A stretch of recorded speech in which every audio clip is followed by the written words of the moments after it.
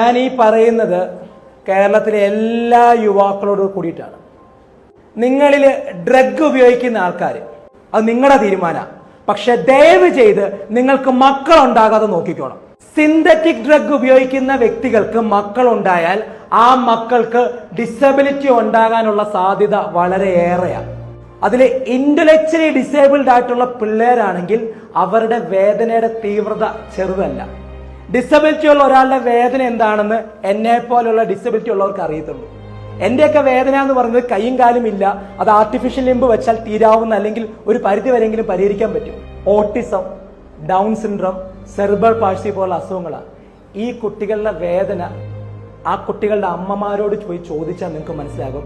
Mental illness ഉണ്ടാകാനുള്ള സാധ്യതയും വളരെ ഏറെയാണ്. മാനസിക രോഗം ഉണ്ടാകാനുള്ള സാധ്യത ഒരു കാര്യം ഉറപ്പായിട്ടുണ്ടാകും. കണ്ടക്ട് ഡിസോർഡർ എന്ന് പറയും, സ്വഭാവ വൈകല്യം, അല്ലെങ്കിൽ ബിഹേവിയർ പ്രോബ്ലം ഉണ്ടാകും. ഇങ്ങനെ ഉണ്ടാകുന്ന കുട്ടികൾക്ക് ഈ ലോകത്തോട് വെറുപ്പായിരിക്കും.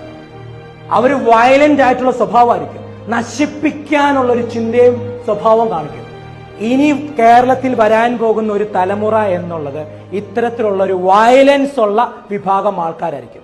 അവരാരെ എന്ത് ചെയ്യുന്നു ഒന്നും പറയാൻ പറ്റില്ല. തിരുവനന്തപുരത്ത് സ്വന്തം രക്തത്തിൽ പിറന്നവരെ അടിച്ചു കൊന്ന് തീർത്തപ്പോൾ ആ പയ്യനുണ്ടായത് അതാണ്. ഒരു പോലീസുകാരനെ ചവിട്ടിക്കൊന്നപ്പോഴും സംഭവിച്ചത് തന്നെയാണ്.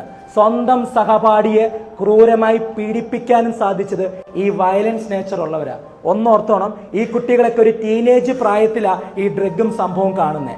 ഈ വരാൻ പോകുന്ന പിള്ളേരോ ജനിക്കുമ്പം മുതല ഡ്രഗ് ഉപയോഗിച്ച് ജീവിതം നശിപ്പിക്കാൻ പോകുന്നവരോട് നിങ്ങളുടെ തലമുറ നിങ്ങളോടുകൂടി അങ്ങ് തീർന്നോണം. അതിന്റെ ഒരു വിത്ത് പോലും ഈ ഭൂമി വീണു പോയേക്കരുത്.